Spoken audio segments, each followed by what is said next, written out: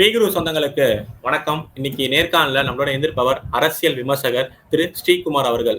வணக்கம். வணக்கம். இன்று பாரத பிரதமர் மோடி அவர்களே நேற்று 8 மணிக்கு மக்களிடம் ஒரு உரை ஆற்றியிருக்கார், இந்த ஆபரேஷன் சிந்தூர் பத்தி. அதற்கு முன்னாடி இந்த இதுக்கான ஸ்டார்டிங் புள்ளி இருக்குல்ல, இந்த மதவெறி கோழையர் அவர்கள் தாக்கின அந்த பகல்காம் தாக்குதல், அந்த முதல் தாக்குதல் அது நடந்த பின்னணி, அதற்கு நம்ம எதிர்வினை ஆற்றுறதை பத்தி ஒரு சிறிய தகவலான. அதாவது நம்ம ஜம்மு காஷ்மீர்ல அந்த ஆர்டிகிள் 370 அப்படிங்கிறது 2019 ஆண்டு அந்த சிறப்பு அந்தஸ்து நீக்கப்பட்டது. அதற்கப்புறம் அந்த மாநிலத்தில் கொஞ்சம் கொஞ்சமாக இயல்பு நிலை திரும்பி அங்க டூரிசம் வளர ஆரம்பிச்சது. சினிமா தியேட்டர்கள் திறக்கப்பட்டன. அங்க பாத்தீங்கன்னா இயல்பு வாழ்க்கைகள், வியாபாரங்கள், சுற்றுலா தலங்கள், அது தவிர பாத்தீங்கன்னா சிறு வியாபாரங்கள், இதெல்லாமே கொஞ்சம் கொஞ்சமாக வளர ஆரம்பித்தது. மக்களும் பாத்தீங்கன்னா இயல்பு நிலைக்கு திரும்பினார்கள். அங்க இந்த ஸ்டோன் பெல்டிங்னு சொல்லுவாங்க இல்லையா, இந்த கற்கள் எறிவது, அந்த அரசாங்கத்திற்கு எதிரான நடவடிக்கைகள், இதெல்லாம் கொஞ்சம் கொஞ்சமா மாறி அங்க ஸ்போர்ட்ஸ் ஆக்டிவிட்டிலேருந்து, கல்ச்சுரல் ஆக்டிவிட்டிஸ்லேருந்து இதெல்லாமே நிகழ ஆரம்பித்தது. அதற்கு பாத்தீங்கன்னா சுற்றுலாவும் கொஞ்சம் கொஞ்சமாக இம்ப்ரூவ் ஆச்சு. ஒவ்வொரு வருஷமும் சுற்றுலா பயணிகள் வெளிநாடுகளுக்கு செல்வதற்கு பதிலாக ஜம்மு காஷ்மீரை தேர்ந்தெடுத்து அங்கு செல்ல ஆரம்பிச்சாங்க. அதோடைய ஒரு பார்ட்டா 2024 அதே மாதிரி பாத்தீங்கன்னா 2025 ஆண்டு அங்கு சட்டசபை தேர்தலும் அங்கு நடந்து முடிஞ்சது. எல்லாமே ஸ்மூத்தா நடந்துகிட்டு இருக்கு அப்படிங்க பார்க்கும்போது அதற்கு ஒரு பெரிய ஒரு இடி விழுந்தால் போல ஏப்ரல் மாதம் 22ஆம் தேதி அப்படிங்கிற ஒரு சுற்றுலா தலத்துல சுற்றுலா பயணிகள், இந்தியாவை சேர்ந்த பல மாநிலங்களை சேர்ந்த சுற்றுலா பயணிகள் அங்கு குடும்பத்தோட அங்க போகும்போது அதில் 4 தீவிரவாதிகள் அந்த சுற்றுலா பயணிகளை மதத்தின் ரீதியாக அவர்களை பிரித்து அடையாளப்படுத்தி அவர்களை அந்த குழந்தைகள், பெண்கள் முன்பாக அந்த ஆண்களை கொன்றுட்டு போனாங்க. அதுல கிட்டத்தட்ட 25 இந்தியர்களும் ஒரு நேபாளியும் சேர்ந்து 26 பேரு உயிரிழந்தாங்க. இந்த கோரமான ஒரு சம்பவம், துயரமான ஒரு சம்பவம் எல்லா மக்களையும் அதிர்ச்சியில ஆழ்த்திச்சு. ஏன்னா இது இத ஒரு மெசேஜா பண்ணாங்க. இந்த தீவிரவாதிகள் இதை ஒரு மெசேஜா கொடுத்தாங்க. அரசாங்கத்தை பொறுத்த வரைக்கும் நாங்க என்ன வேணாலும் பண்ணுவோம், உங்களால என்ன பண்ண முடியும் அப்படிங்கிறது ஒரு சேலஞ்ச் மாதிரி கொடுத்தாங்க. அரசாங்கத்திடம் நாங்க ஒரு நிதானமாக அது அங்க இருக்கிற மக்களை பிரிச்சு அதுல இருக்கிற ஒவ்வொருவரையும் கொன்று அங்க இருக்கிற பெண்கள் கிட்டையும் நீங்க போய் இதை உங்க அரசாங்கத்துக்கிட்ட சொல்லுங்க, மோடி கிட்ட சொல்லுங்க, நாங்க இதை பண்ணிருக்கோம்னு சொல்லுங்கிற அளவுக்கு ஒரு மெசேஜ இந்த தீவிரவாதிகள் கொடுத்தாங்க. இது மக்களுக்கும் அரசாங்கத்திற்கும் ஒரு ஆத்திரத்தை கிளப்பிய ஒரு விஷயமாக இருந்தது. ஏன் இதுக்கு மேல ஒரு ஆக்ஷன் எடுக்கல அப்படிங்கிற ஒரு முக்கியமான ஒரு ஒரு ஒரு நோக்கத்தையும் அதுல வெளிப்படுத்துது. அதன் அடிப்படையில பாத்தீங்கன்னா அரசாங்கம், மோடி அரசாங்கம் அது ஏற்கனவே பத்தான்கோட்டில் நடந்த சம்பவத்திற்கு பதிலடி கொடுத்ததாக இருக்கட்டும், அல்லது அதற்கு அப்புறம் பாத்தீங்கன்னா நீங்க புல்வாமால நடந்த சம்பவத்துக்கு பதிலடி கொடுத்ததாக இருக்கட்டும், இப்படி பல விதமான பதிலடிகளை நம்ம பாரதம் கொடுத்துக்கிட்டே வந்தது. பிரதமர் மோடி குறிப்பாக அந்த எதிர்ப்பு உள்ள அந்த பாகிஸ்தானுக்குள்ள போய் தாக்குறத அவர் ஒரு நீதியாவே ஒரு யுத்த நீதியாவே அவர் வைத்திருந்தார். அப்ப எல்லாருக்குமே தெரிஞ்சு போச்சு, இந்த தடவையும் பிரதமர் மோடி சும்மா இருக்க மாட்டார், அவர் நிச்சயமாக இதற்கு பதிலடி கொடுப்பார் அப்படிங்கிற ஒரு விஷயம் எல்லாருக்குமே தெரிஞ்சது. அதன் அடிப்படையில பாத்தீங்கன்னா 6ஆம் தேதி நள்ளிரவு ஆபரேஷன் சிந்தூர் அப்படிங்கிற பேர்ல, சிந்தூர் அப்படிங்கிறது வடக்குல பாத்தீங்கன்னா குங்குமம் அப்படிங்கிற ஒரு பெயர் உண்டு. சிந்தூர் அப்படின்னா ஹிந்தியில குங்குமம் அப்படின்னு சொல்லுவாங்க. அதாவது எந்த பெண்மணிகள் நெற்றியில் இருந்த குங்குமம் அழிவதற்கு இந்த தீவிரவாதிகள் காரணமாக இருந்தார்களோ அதே குங்குமத்தை ஆபரேஷன் சிந்தூர் அப்படிங்கிற பேர்ல ஒரு ஆபரேஷன் நடத்தி அங்க இருக்கிற பல தீவிரவாத முகாம்கள், குறிப்பாக பாத்தீங்கன்னா பகவல்பூர் அப்படிங்கிற ஒரு இடம், அப்புறம் முரித்கே அப்படிங்கிற ஒரு இடம். இதெல்லாம் பாகிஸ்தானுக்குள்ளேயே இருக்கிற பஞ்சாப் மாகாணத்தில் இருக்கக்கூடிய இடங்கள்.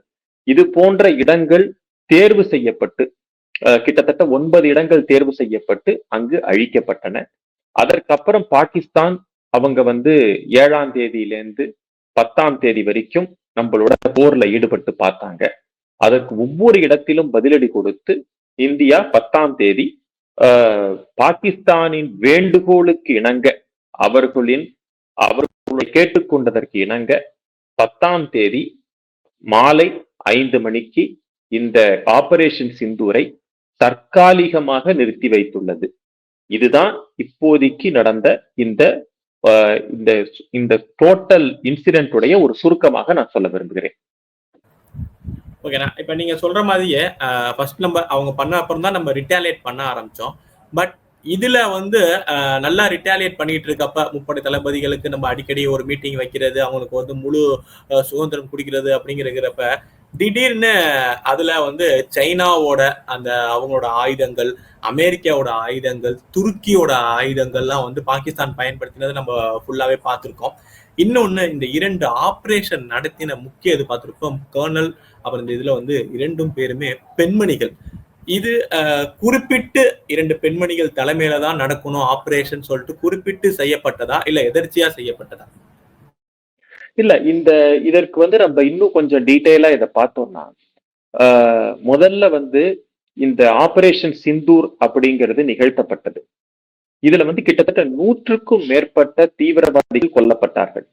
அதிலும் குறிப்பாக 1999 காந்தஹார் விமானம், அந்த விமானம் பாத்தீங்கன்னா நம்மளுடைய விமானம் அந்த காந்தஹாருக்கு கடத்தப்பட்ட போது அதில் முக்கிய பங்காற்றிய இந்த அசார் அவருடைய மசூத் அசாருடைய பிரதர் அவரும் இதுல கொல்லப்பட்டிருக்கார். அவனோட சேர்த்து பல தீவிரவாதிகள் அவங்களோட சேர்த்து கொல்லப்பட்டிருக்காங்க. அதுல பாத்தீங்கன்னா இந்த 100 தீவிரவாதிகள் அப்படிங்கிறது ஒரு முக்கியமான ஒரு நம்பர் அப்படின்னு ஒரு பக்கம் வச்சிருக்கோம். இன்னொரு பக்கம் பாத்தீங்கன்னா இந்த பெண்மணிகளை ஏன் செலக்ட் பண்ணாங்க அப்படின்னு பார்த்தா, இது ஒரு மெசேஜ்.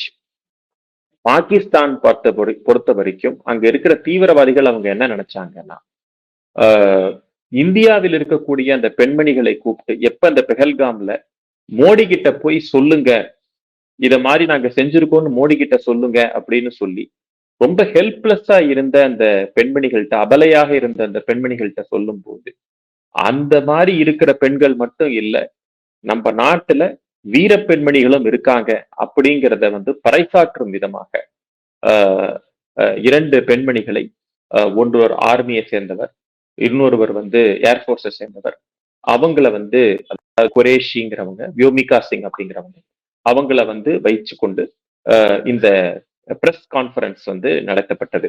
இது நாட் ஒன்லி இது ஒரு மெசேஜாக கொடுக்கப்பட்டது. இந்தியாவில ஆர்மியில பெண்மணிகளும் இருக்காங்க.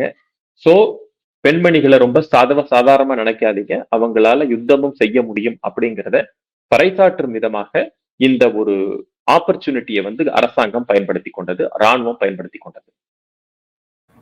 அப்புறம் இந்த தாக்குதலப்ப நம்ம நிறைய செய்திகள் பார்த்திருப்போம். ஏன் இங்க இருக்கிற ஒரு மூத்த பத்திரிகை இது ஹிந்துவே பார்த்திருப்போம், நம்மளோட இதை அட்டாக் பண்ணிட்டாங்க அப்படிங்கிறது. அப்புறம் ரஃபேல் இதாயிடுச்சு, பஸ்மம் ஆயிடுச்சுங்கிறது, S-400 யூஸ் பண்ணோம் அப்படிங்கிறது. ஆனா என்ன கேலி கிண்டல் பண்ணாங்களோ ஆத்ம நிர்பர் அப்படிங்கிறத, ஆனா அதே ஆத்ம நிர்பர்ல தயாரிச்ச நம்ம ஆகாஷா இருக்கட்டும், அக்னியா இருக்கட்டும், அதை வைத்தே நம்ம அந்த தாக்குதலை முறியடிச்சு வெற்றிகரமா பண்ணியிருக்கோம். இந்த அரசியல், எதிர்கட்சிகள் பண்ண இந்த அரசியல் எப்படி பாக்குறீங்க? இல்ல, இது இந்த பத்திரிகையாளர்கள் நடந்து கொண்ட விதம் மிகவும் ஒரு அருவருக்கத்தக்க விதத்திலும் ஒரு ரொம்ப கேவலமாவும் இருந்திருக்கு. குறிப்பாக ஹிந்து மாதிரி நாளிதழ்கள் அவங்களுடைய அந்த அவங்களுடைய ஜெர்னலிசம் அப்படிங்கிறது இப்ப மட்டும் கிடையாது, பல ஆண்டுகளாவே அவங்களுடைய ஸ்டாண்டர்ட் எவ்வளவு தாழ்ந்திருக்கு, தரம் தாழ்ந்திருக்கு அப்படிங்கறத அதுக்கு கைப்புண்ணுக்கு கண்ணாடி தேவையில்லை, அவங்க அப்படிதான் பிஹேவ் பண்ணுவாங்க, அவங்கள்ட்ட வேற எதுவும் எதிர்பார்க்க முடியாதுன்னு நம்ம புரிஞ்சுக்கலாம். இதுல ஒரு சில விஷயங்கள் நம்ம ஆட் அப் பண்ணணும்னு பாத்தீங்கன்னா, இந்த ஆபரேஷன் சிந்தூர் அப்படிங்கிறது நடந்து முடிந்தவுடன் நம்ம அரசாங்கத்தின் சார்பாக சொல்லப்பட்ட விஷயம் அப்படின்னு பாத்தீங்கன்னா, எங்களுடைய நோக்கம் தீவிரவாத முகாம்களை அழிப்பது மட்டுமே. அதுக்கு மேல ராணுவ தளவாடங்களையோ அல்லது பொதுமக்களையோ நாங்க வந்து துன்பத்திற்கு உள்ளாக்க விரும்பவில்லை அப்படிங்கிற விஷயத்த ரொம்ப தெளிவா இதை வந்து நாங்க ஃபர்தரா எஸ்கலேட் பண்ண விரும்பல அப்படிங்கறத ரொம்ப தெளிவா சொல்லிட்டாங்க. அதாவது 6ஆம் தேதி ராத்திரி 7ஆம் தேதி விடிகாத்தால அந்த ஆபரேஷன் முடிஞ்ச பிறகு இதை வந்து தெளிவா சொல்லிட்டாங்க. ஆனால் அதற்கு அப்புறம் பாகிஸ்தான் அவங்க வந்து என்ன பண்ண ஆரம்பிச்சாங்கன்னா, அவங்களுடைய உள்ளூர்ல இருக்கிற அரசியலுக்காக, ஏன்னா இதை அப்படியே விட்டாச்சுன்னா அவங்களால உள்ள அரசியல் பண்ண முடியாது, அந்த இருக்கிற மக்களை வந்து அவங்களால கன்வின்ஸ் பண்ண முடியாதுங்கிற அந்த நோக்கத்தினால இவங்க என்ன பண்ணாங்கன்னா, இந்தியாவு மேல அதாவது போர் தொடுக்கிறதோட மட்டுமல்லாமல் இங்க இருக்கிற பொதுமக்கள் வாழும் இடங்கள், வழிபாட்டு தலங்கள், குறிப்பாக கோயில்கள், குருத்வாராக்கள், அது போல வந்து பாத்தீங்கன்னா ஸ்கூல்ஸ் அண்ட் காலேஜஸ், மக்கள் வாழும் வீடுகள், இது மேல வந்து அவங்க ஷெல்லிங்ஸ் பண்ண ஆரம்பிச்சாங்க. இதுல என்ன நடந்ததுன்னா, நம்மளுடைய ஏர் டிஃபென்ஸ் சிஸ்டம், அதாவது வெளிநாடுகளிலிருந்து வாங்கப்பட்ட அந்த S-400 இருக்கலாம், அல்லது உள்நாட்டிலேயே தயாரிக்கப்பட்ட ஏர் டிஃபென்ஸ் சிஸ்டம், அதை வைத்துக்கொண்டு மிகவும் பிரமாதமாக நம்ம மேல ஏவப்பட்ட அது ட்ரோன்களாக இருக்கட்டும், மிசைல்ஸா இருக்கட்டும், குண்டுகளாக இருக்கட்டும், பல விதமான விஷயங்களை வந்து நம்ம ஆகாயத்திலேயே அதை வந்து நல்லிஃபை பண்ணோம். அது மாதிரி ஒரு விஷயத்த வந்து இந்தியா இதுவரைக்கும் பறைசாற்றியதே கிடையாது. இந்த முறை வந்து அதை வந்து நம்ம வெளிப்படுத்தினோம். நம்மளுக்குள்ள இருக்கிற திறமை என்ன அப்படிங்கிறத நாட்டு மக்களுக்கு தெரியப்படுத்துவதற்கு ஒரு நல்ல ஒரு வாய்ப்பாக இது அமைந்தது. ஏன்னு பாத்தீங்கன்னா, நமக்கு தொடர்ந்து பூஞ்ச் மாவட்டம், அதாவது ஜம்மு காஷ்மீர்ல இருந்து ஆரம்பிச்சு அதற்கப்புறம் பாத்தீங்கன்னா ஹரியானாவா இருக்கட்டும், பஞ்சாபா இருக்கட்டும், ராஜஸ்தானாக இருக்கட்டும், கீழே இருக்கிற குஜராத்தா இருக்கட்டும், வெஸ்டர்ன் லைன் ஃபுல்லா வந்து அவங்க குண்டுமழை பொழிந்தாங்க, ட்ரோன்ஸ் அட்டாக் பண்ணாங்க, மிசைல்ஸ் அட்டாக் பண்ணாங்க. இதுல வந்து கிட்டத்தட்ட 99% அது வந்து நல்லிஃபை ஆயிருக்கு. ஒரு சில இடங்கள்ல வந்து அந்த குண்டுகள் விழுந்தன, ட்ரோன்களுடைய அட்டாக்ஸ் இருந்தது. அதனால வந்து சேதாரங்கள் ரொம்ப கம்மியாவே இருந்தது. பொதுமக்கள் சிலர் வந்து உயிரிழந்திருக்காங்க, அதுவும் நம்ம சொல்லணும். ஆனா அதை தாண்டி அதற்கு பிறகு இந்தியா கொடுத்த பதிலடி, முதல்ல 7ஆம் தேதி அவங்களுடைய ஏர் டிஃபென்ஸ் சிஸ்டத்தை வந்து நம்ம அழிச்சோம். அதற்கு பிறகு அடுத்த ஸ்டெப் உள்ள போய் அங்க இருக்கிற சிட்டிஸையே அட்டாக் பண்ணோம். அது வந்து ராவல்பிண்டியில இருந்து ஆரம்பிச்சு, கராச்சியில இருந்து ஆரம்பிச்சு, இஸ்லாமாபாத்துக்கு அருகே பல விதமான அந்த இருக்கிற சிட்டிஸ வந்து அங்க இருக்கிற இடத்துல வந்து நம்ம மிசைல்ஸ் வந்து போய் தாக்கியது. இதற்கு பிறகு கிட்டத்தட்ட 11 இடங்கள்ல நம்ம வந்து ராணுவ PIF, அதாவது பாகிஸ்தான் ஏர்போர்ஸ் உடைய பேஸ் அப்படின்னு சொல்லுவோம் இல்லையா, அந்த விமானங்கள் இயங்கக்கூடிய அந்த இடங்கள் கிட்டத்தட்ட பாத்தீங்கன்னா 11 இடங்கள். அதுல நூர்கான், ரஃபீகி, முரித், சுக்கூர், பர்சூர், சுனியான், சங்கோதா, சக்ருது, போல்நாலி, ஜகோவதாபாத், இது போன்ற கிட்டத்தட்ட 11 இடங்கள்ல அதை வந்து அழிச்சிருக்கும். சோ இதனால பாத்தீங்கன்னா பாகிஸ்தான் இவ்வளவு தூரம் வந்து இந்தியா அட்டாக் பண்ணுங்கிறத அவங்க எதிர்பார்க்கல. அதனால 10ஆம் தேதி கிட்டத்தட்ட 1:30 மணிக்கு அவங்களுடைய DGMO, அதாவது director general of military operations, அவங்க வந்து இந்தியன் DGMOவை தொடர்பு கொண்டு இந்த போரை நிறுத்தணும்னு அவங்க வேண்டுகோள் விடுத்த உடனே இந்தியன் அட்மினிஸ்ட்ரேஷனை கேட்டுக்கிட்டு கிட்டத்தட்ட 5 மணி அளவில் இந்த போர் நிறுத்தம், அதாவது ஒரு சீஸ் ஃபயர், இது ஒரு அண்டர்ஸ்டாண்டிங் அப்படின்னு தான் நம்ம இந்தியா தரப்புல சொல்லியிருக்கு. அவங்க வந்து இந்த சீஸ் ஃபயர், போர் முற்றிலுமாக நிறுத்தப்பட்டதாக பாகிஸ்தானோ அமெரிக்காவோ பாக்கி உலக நாடுகளோ சொன்னாலும், இந்தியாவை பொறுத்தவரை இது ஒரு தற்காலிகமான ஒரு ஏற்பாடு. பாகிஸ்தானுடைய நடவடிக்கைகளை பொறுத்து நம்மளுடைய இந்த போர் நிறுத்தம் அப்படிங்கிறது நிறுத்தமாக தொடருமா அல்லது மேற்கொண்டு திரும்ப போராக மாறுமா அப்படிங்கிறது அது பொறுத்திருந்து பார்க்கணும். இந்த போர் நிறுத்தம் சீஸ்ஃபயர் அப்படிங்கிறதுக்கு முன்னாடியே ஒரு பெரிய அரசியல் ஒண்ணு, பெரிய பேசு பொருளமானது என்னன்னா, டொனால்ட் ட்ரம்ப் தானாவே வந்து அறிவிச்சிட்டாரு எக்ஸ்ல, இது மாதிரி நான் போன் பேசினேன், 2 பேரும் கேட்டுக்கிட்டேன், 2 பேரும் ஓகே சொல்லிட்டாங்க, போர் நிறுத்தம் வந்துருச்சு அப்படின்னு சொல்லிட்டு. இது பெரிய பேசு பொருளாவே ஆணுச்சு அரசியலா. நம்ம இன்னமும் அப்படி ஆகும்னு சொன்னீங்களே, ஆனா வந்து அமெரிக்கா சொல்லிடுங்க தான் இங்க வந்து பாரதம் மோடி அரசாங்கம் கேட்டிருக்கு அப்படின்னாங்க. இதை இன்னொரு கம்பேரிசன் என்ன பண்ணாங்கன்னா, இந்திரா காந்தி அம்மையார் அவர்களோட கம்பேர் பண்ண ஆரம்பிச்சிட்டாங்க. அவங்க எப்படி நடந்துட்டாங்க, மோடி அரசாங்கம் எப்படி நடந்துட்டாங்கன்னு. சோ இந்த அரசியல், இதோட பின்னணி இல்ல இதுல வந்து ரெண்டு பார்ட்டா நான் பிரிக்கிறேன். முதல்ல வந்து ட்ரம்ப் உடைய ஒரு தலையீடு, அதற்கப்புறம் இந்திரா காந்தியோட கம்பாரிசன் அப்படின்னு ரெண்டா நம்ம பிரிச்சுக்கலாம். ட்ரம்ப்புடைய தலையீடு பாத்தீங்கன்னா, பாகிஸ்தான் இந்த சண்டைய ஆரம்பிச்சு ஒரு 2 நாளைக்கு அப்புறமே அவங்களுக்கு தெரிய ஆரம்பிச்சிருச்சு. இந்தியாவோட வந்து மல்லு கட்ட முடியாது அப்படிங்கிற ஒரு உண்மைக்கு வந்து அவங்க வந்து வந்துட்டாங்க. சோ அதன் அடிப்படையில் அவங்க என்ன பண்ணாங்கன்னா, அமெரிக்கா மட்டுமல்ல, பல உலக நாடுகளை தொடர்பு கொண்டார்கள். அதாவது சவுதியிலேருந்து ஆரம்பிச்சு, இஸ்லாமிய நாடுகள்ல இருந்து ஆரம்பிச்சு எல்லார்கிட்டயும் அவங்க வந்து கேட்டது என்னன்னா, இந்தியாவை எப்படியாவது இந்த சண்டையை நிறுத்த சொல்லி நீங்க வந்து கட்டாயப்படுத்துங்க அப்படிங்கிற அடிப்படையில அவங்க பண்ணாங்க. யாருமே அவங்க சொன்னதை வந்து இந்தியா பொறுத்த வரைக்கும் அவங்க வெளிப்படையா ஒரு சில அறிக்கைகள் வெளியிட்டாங்க. உலக நாடுகள் எல்லாம் இந்த 2 பேரும் அணு ஆயுத நாடுகள், இவங்க 2 பேர் சண்டை போடாதீங்க. ஏன்னா ஆசிய கண்டத்துக்கு வந்து இது வந்து பேராபத்துல முடியும். அதனால இதை பண்ணாதீங்கன்னு சொல்லி எல்லாரும் வேண்டுகோள் விடுத்தாலும் இந்தியா வந்து அதை கேட்கறதுக்கு தயாராக இல்லை. இது முதல் ஸ்டெப். அமெரிக்காவை பொறுத்த வரைக்கும் கூட இதற்கு முன்னாடி துணை அதிபரா இருக்கக்கூடிய ஜேடி வேன்ஸ் அவர் என்ன சொன்னார்னா, சண்டை நடந்துகிட்டு இருக்கும் போது நாங்க தலையிட முடியாது அப்படின்னு தான் முதல்ல சொன்னார். அதற்கு பிறகு நடந்த சில விஷயங்கள், குறிப்பாக ஒரு தகவல் வெளியானது என்னன்னு கேட்டீங்கன்னா, அதாவது ஒரு 9ஆம் தேதி இந்தியாவுடைய அட்டாக் வந்து பாகிஸ்தானில் இருக்கக்கூடிய அணு ஆயுத அந்த கிடங்குகள் மீது அது தாக்குதல் நடத்தியிருக்க கூடும். அதே போல அதுல வந்து சில கதிரியக்கம், அதுல வந்து லீக்கேஜஸ் இருக்கக்கூடும், அது கசிவு இருக்கக்கூடும் அப்படிங்கிற ஒரு விஷயத்தின் அடிப்படையில இதற்கு மேல பொறுத்திருந்தா சரியா வராது அப்படின்னு பாகிஸ்தான் வந்து அமெரிக்காவிடம் சரணடைந்ததாகவும், அமெரிக்கா இந்தியாவிடம் பேசியதாகவும். ஆனா இந்தியா என்ன சொல்லிட்டாங்கன்னா, உங்களுடைய தலையீடை நாங்க ஏற்க முடியாது, வேணும்னா பாகிஸ்தானை பேச சொல்லுங்க அப்படின்னு சொல்லி பாகிஸ்தானுடைய டிஜிஎம்ஓ பேசினதுக்கு அப்புறம் தான் இந்த சீஸ்ஃபயர் அப்படிங்கிறதே வந்திருக்கு. இதுல நியாயமாக பார்க்க போனா இந்தியாவும் பாகிஸ்தானும் அனௌன்ஸ் செஞ்சிருக்கணும். பாகிஸ்தான் சொல்லியிருக்கணும், அதை இந்தியா கேட்டிருக்கணும், அந்த மாதிரி. ஆனா கிரெடிட் தனக்கு வேணும் அப்படின்னு நினைச்சுக்கிட்டு ட்ரம்ப் வந்து அதை செஞ்சு பார்த்தாரு. ஆனால் ட்ரம்ப் என்ன சொன்னாலும் பாகிஸ்தான் உடனே அதுக்கு நன்றி தெரிவிச்சாங்க. அவருடைய பிரதமர் வந்து அறிவிக்கை வெளியிட்டார். ஆனா ஜெய்சங்கர் வெளியிட்ட அறிக்கையிலோ, நேற்று பிரதமர் மோடி உரையாற்றிய அந்த உரையிலோ அமெரிக்காவை பற்றி எந்த விதமான மென்ஷனும் கிடையாது. அவங்க அதை பத்தி மென்ஷனே பண்ணல. அதாவது அமெரிக்கா இதுல தலையிட்டாங்கன்னோ, அமெரிக்காவுக்கு நன்றி சொல்லியோ சொல்லவே இல்லை. ரெண்டாவது, ட்ரம்ப் என்ன சொன்னாரு, இது ஒரு பர்மனன்ட் சீஸ்ஃபயர் நடந்து முடிஞ்சிருச்சு, நாங்க ரொம்ப சந்தோஷப்படுறோம் அப்படின்னாரு. இந்தியா அதற்கும் சொல்லவே இல்லை.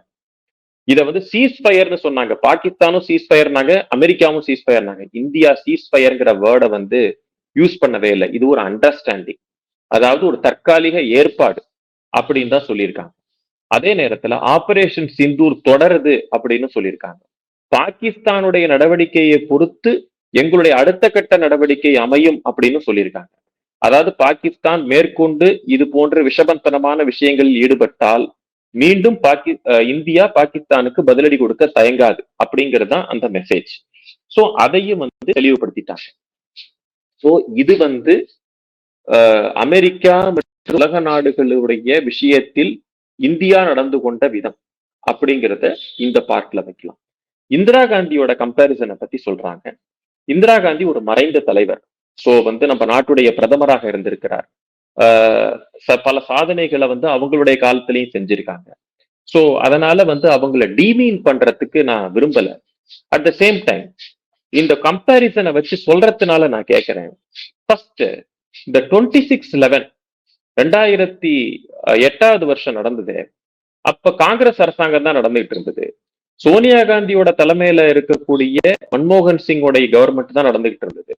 அப்ப மட்டும் ஏன் இந்திரா காந்தியோட நினைப்பு உங்களுக்கு வரல அப்படின்னு எனக்கு தெரியல. இது பாயிண்ட் நம்பர் 1. ரெண்டாவது, இந்திரா காந்தி காலத்திலேயே அந்த 3வது இந்தோ பாகிஸ்தான் யுத்தத்தின் போது ஏன் வந்து பாகிஸ்தான் ஆக்குபைடு காஷ்மீரை வந்து இந்திரா காந்தியால வாங்க முடியல? பாகிஸ்தானை 2ஆக பிரித்து பங்களாதேஷுக்கு சுதந்திரம் கொடுத்தார், ஓகே. ஆனா நம்ம கிட்ட இருந்த பிஓகே பாகிஸ்தான் கிட்ட தானே இன்னி வரைக்கும் இருக்கு. சோ அதை திரும்ப பெறுவதற்கு அந்த யுத்தத்தை ஒரு அந்த வெற்றியை ஒரு சாக்காக வைத்து ஏன் அந்த பிஓகே நம்ம திரும்ப வாங்க முடியல? ஏன் இந்திரா காந்தி அதை பண்ண முடியல? அதற்கு யாருமே பதில் சொல்ல தயாரா இல்ல. இன்னைக்கு மோடி கவர்மெண்ட் செய்யக்கூடியது என்னன்னு பாத்தீங்கன்னா, ஒரு புது டாக்டரின், அதாவது ஒரு யுத்த கோட்பாடு, பாகிஸ்தான் விஷயத்தில், வெளியுறவு ரீதியாக விஷயத்தில் ஒரு புது கோட்பாட்டை மோடி அரசாங்கம் நிறுவியுள்ளது. அதாவது இனிமேல் பாகிஸ்தானை 3 விஷயங்களின் அடிப்படையில் மட்டுமே அணுகப் போகிறோம் அப்படிங்கிறத ரொம்ப தெளிவுபடுத்தியிருக்காங்க. 1, பாகிஸ்தான் இறங்கக்கூடிய தீவிரவாதிகள் நமது நாட்டின் மீது தாக்குதல் நடத்தினால் நாம் பதில் தாக்குதல் நடத்துவோம். அதனுடைய நேரம், காலம், எப்படிப்பட்ட தாக்குதல் அப்படிங்கிறத இந்தியாவே முடிவு செய்யும். 2வது, அணு ஆயுதம் எங்கள்கிட்ட இருக்குன்னு சொல்லி அந்த பூச்சாண்டி காமிக்கிறது, இங்க பிளாக்மெயில் பண்றது பாகிஸ்தான் செய்தால் அதை நாங்க ஏற்க மாட்டோம். 3வது, தீவிரவாதிகள் அவர்களாக இருக்கட்டும், தீவிரவாதிகளால் கட்டுப்படுத்தக்கூடிய அரசாங்கமாக இருக்கட்டும், இரண்டையும் நாங்கள் வேறுபடுத்தி பார்க்க மாட்டோம். தீவிரவாதிகள் எப்படி செய்கிறார்களோ அவர்கள் மீது என்ன நடவடிக்கை எடுக்கிறோமோ அதே போன்ற நடவடிக்கை தான் தீவிரவாதிகளால் கட்டுப்படுத்தக்கூடிய ஒரு அரசாங்கத்தின் மீதும் எடுப்போம். அதாவது நாளைக்கு ஒரு சண்டைன்னு வந்ததுன்னா நாங்க தீவிரவாதிகள்னு மட்டும் நாங்க பார்க்க மாட்டோம், மிலிட்டரி இன்ஸ்டலேஷன் மீதும் தாக்குதல் நடத்துவோம் அப்படிங்கிற ஒரு விஷயத்தை மறைமுகமாக சொல்லியிருக்கிறார். அதாவது ஒரு புது பெஞ்ச்மார்க் செட் பண்ணியிருக்கிறார் மோடி அவர்கள். ஒரு அயலுறவு கொள்கையை பொறுத்த வரைக்கும், குறிப்பாக அண்டை தேசத்தோடு இருக்கக்கூடிய ஒரு கொள்கையை பொறுத்த வரைக்கும் ஒரு புதிய ஒரு கோட்பாட்டை நிறுவி இருக்கிறார். இதுதான் இந்த ஆபரேஷன் சிந்தூருடைய ஒரு ஹைலைட் அப்படின்னு நம்ம சொல்லலாம். இறுதியா நேத்திக்கு பாரத பிரதமர் அவர்கள் நம்ம சொன்ன மாதிரியே 8 மணிக்கு மக்களிடையே அந்த ஆபரேஷன் சிந்தூரை பத்தி விரிவா பேசினாரு. அதுல அவர் என்னென்ன சொல்லார், அது நம்ம மக்களுக்கும் இங்க இருக்க அரசியல்வாதிகளுக்கும் மேலும் பாகிஸ்தானுக்கும் வெளிநாட்டு அரசியல், புவிசார் அரசியலுக்கும் என்ன சொல்லியிருக்கார் செய்திகள்? பிரதமர் மோடி நேற்று, அதாவது 12ஆம் தேதி இரவு 8 மணிக்கு நாட்டு மக்களுக்கு உரையாற்றினார். சோ அதுல அவர் சொல்ல விரும்பிய விஷயங்கள் என்னன்னு கேட்டீங்கன்னா, முதல்ல இந்த பெஹல்காமுடைய அங்கு நடந்த விஷயத்திற்கு தனது ஆழ்ந்த இரங்கலை தெரிவித்துக் கொண்டார். 2வது, அங்கு அந்த பெஹல்காமுக்கு பழிவாங்கும் முறையில் ஆபரேஷன் சிந்தூர் அப்படிங்கிறத அரசாங்கம் சரி, ராணுவமும் சரி, அந்த ஆபரேஷனை எடுத்துக்கொண்டதுக்கு அதனுள்ள நியாயத்தை அவர் கற்பித்தார். 3வது, அந்த ஆபரேஷன் சிந்தூர்ல ஈடுபட்டு கிட்டத்தட்ட 100க்கும் மேற்பட்ட தீவிரவாதிகள் கொல்லப்பட்டதை அவர் உறுதிப்படுத்தினார். 4வது, பாகிஸ்தான் சார்பாக அவங்க எப்படி தீவிரவாதத்துக்கு எதிரான அந்த தாக்குதலை இந்திய அரசாங்கத்தின் மீது தாக்குதலாக அவர்கள் மாற்ற முயற்சி செய்தார்கள் அப்படிங்கிறத அவர் சொன்னார். பாகிஸ்தானுடைய போர் விமானங்கள், அவங்களுடைய மிசைல்ஸ், அவங்களுடைய ட்ரோன்ஸ் எந்த அளவு எஃபெக்டிவா நம்மளுடைய இந்தியன் ஏர் டிஃபென்ஸ் சிஸ்டம் அதை டிஃபெண்ட் பண்ணிச்சு, அதை வானிலையே எப்படி அதை நல்லிஃபை பண்ணதுங்கிறத நினைச்சு அதை பெருமைப்பட்டார். இந்த சண்டையில ஈடுபட்ட, இந்த போர்ல ஈடுபட்ட நமது போர் வீரர்களுக்கு அவர் நன்றி தெரிவித்தார், சல்யூட் செய்தார். இதற்கு பிறகு பாகிஸ்தான் இது போன்ற விஷயங்களில் ஈடுபட்டால், தொடர்ந்தால் நாங்கள் என்ன செய்வோம் அப்படிங்கிறத அந்த டாக்டரின், நான் முன்னாடியே சொன்ன மாதிரி மோடி கவர்மெண்டுடைய டாக்டரின் கோட்பாடு, போர் கோட்பாடு, அயலுறவு கோட்பாடு என்ன அப்படிங்கிறத வெளிப்படுத்தினார். இந்த விஷயத்த பாகிஸ்தானுக்கு மட்டுமல்ல, இந்தியாவுக்கு மட்டுமல்ல, இந்தியாவோட ஸ்டாண்ட் என்னங்கிறத உலக நாடுகள் எல்லாத்துக்கும் வெளிப்படுத்தினார். இதுதான் பிரதமர் மோடி நேற்று ஆற்றிய உரையின் சுருக்கம். இதை தவிர இன்றைக்கு 13ஆம் தேதி பாகிஸ்தான் இதே மாதிரி சொன்னாங்க, நாங்க பஞ்சாபை சேர்ந்த இந்த ஆதம்பூர் அப்படிங்கிற ஒரு இடத்துல இந்த S-400 அவங்க இந்த தளவாடங்களை நாங்க அழிச்சிட்டோம் அப்படின்னு சொன்னாங்க. சோ அந்த ஒரு தப்பான தகவல்களை மக்களுக்கு தெரியப்படுத்துற வகையில, புரியப்படுத்துற வகையில தானே நேர போய் அங்க இருக்கிற அந்த தளவாடத்துக்கும் போய் அங்க இருக்கிற விமானிகளுக்கு முன்னாடியும் அங்க இருக்கிற ஏர்போர்ஸ் பீப்புள் முன்னாடியும் பேசி அந்த தகவலை மக்களுக்கும் தெரியப்படுத்தி பாகிஸ்தானோட சீப் பாலிடிக்ஸ் எப்படி இருக்கு, நம்மளுடைய வீரர்களின் உற்சாகம் எப்படி இருக்கு அப்படிங்கிறத வெளிப்படுத்தினார். இறுதியான கேள்வியா, இதுல இருந்து நாம என்ன தெரிஞ்சுக்கலாம்? இந்த பெஹல்காம் தாக்குதல், அதுக்கு பிறகு நடந்த ஆபரேஷன் சிந்தூர் நம்மளுக்கு சில படிப்பினைகளையும் பாடங்களையும் இதுல சில புரிதல்களையும் ஏற்படுத்தி இருக்கிறது. குறிப்பா பாத்தீங்கன்னா, முதல் நம்ம கவர்மெண்டுடைய ஒரு மெச்சூர்டு லீடர்ஷிப், மோடி கவர்மெண்டுடைய ஒரு மெச்சூர்டு லீடர்ஷிப் இதில் வெளிப்பட்டிருக்கிறது. இந்திய ராணுவத்தின் திறமை இதில் வெளிப்பட்டிருக்கிறது. இந்திய ராணுவத்தின் உட்கட்டமைப்பு வசதியின் சிறப்பும் திறமையும் இதில் நமக்கு காண கிடைக்கிறது. துருக்கியிலிருந்தும் சீனாவிலிருந்தும் ஏன் அமெரிக்காவிலிருந்தும் வாங்கப்பட்ட அந்த ராணுவ விஷயங்களை, ராணுவ மிசைல்ஸா இருக்கட்டும், ட்ரோன்ஸா இருக்கட்டும், விமானங்களா இருக்கட்டும், அதை பாகிஸ்தானால எப்படி சரியாக செயல்படுத்த முடியவில்லை அப்படிங்கிறத நம்ம காமிச்சிருக்கோம். நம்மளோட ஏர் டிஃபென்ஸ் சிஸ்டம் எவ்வளவு ஸ்ட்ராங்கா இருக்கு அப்படிங்கிறத நம்ம காமிச்சிருக்கோம். குறிப்பாக கட்சிகளை கடந்து பல கட்சிகள் ஒன்றிணைந்து இந்த போர் விஷயத்துல எப்படி கவர்மெண்டோட கோஆபரேட் பண்ணிருக்கு அப்படிங்கிற விஷயத்தையும் பார்த்திருக்கோம். நம்ம இந்தியன் பீப்புளுடைய பேட்ரியாட்டிசம், தேசப்பற்று பெருசா வந்திருக்கிறத பார்த்திருக்கோம். இதை தவிர சில பத்திரிகையாளர்கள் எந்த அளவுக்கு சீப்பா நடந்திருப்பாங்க, அவங்களோட ஜெர்னலிசத்தோடைய தரம் தாழ்வு எந்த அளவு இருக்கு அப்படிங்கிறதையும் நம்ம பார்த்திருக்கோம்.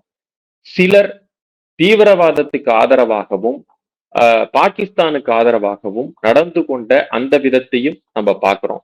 ஏன்னா முதல்ல சண்டை நடந்துகிட்டு இருக்கிற போது டீஎஸ்கலேட் பண்ணுங்கன்னு சொன்னது, டீஎஸ்கலேட் ஆனதுக்கு அப்புறம் இந்த கவர்மெண்ட் ஒரு கோழ கவர்மெண்ட் அப்படின்னு சொல்லி பாக்குறது. இதுல இருந்து இவங்களுடைய எந்த அளவுக்கு ஒரு தரம் தாழ்ந்த ஒரு சீப் பாலிடிக்ஸ், அதுவும் குறிப்பா சோசியல் மீடியால பண்ணிக்கிட்டு இருக்காங்க அப்படிங்கிறதையும் பாக்குறோம். சோ இது போன்ற பல விஷயங்கள். அதே தவிர ஃபைனலா மோடி கவர்மெண்டுடைய நியூ பாகிஸ்தான் டாக்டரின் என்னங்கிறதையும் நம்ம பார்க்கிறோம். சோ இவ்வளவு விஷயங்கள் இந்த ஆபரேஷன் சிந்தூர் மூலமாக நமக்கு காண கிடைக்கிறது. நிச்சயமாக அடுத்த கட்ட நகர்வுகள் எப்படி இருக்கு, பாகிஸ்தான் மீதி இருக்கிற வாழை எப்படி ஆட்ட போறாங்க, இல்ல ஒட்ட நறுக்க போறோமா அப்படிங்கறது பொறுத்து பார்ப்போம். இவ்வளவு நேரம் உங்க நேரத்தை நம்ம தளத்துக்கு பயந்தமைக்கு ரொம்ப நன்றி. நல்லதே நடக்கும். வாழ்வாங்க. நன்றி, வணக்கம், ஜெய் ஹிந்த்.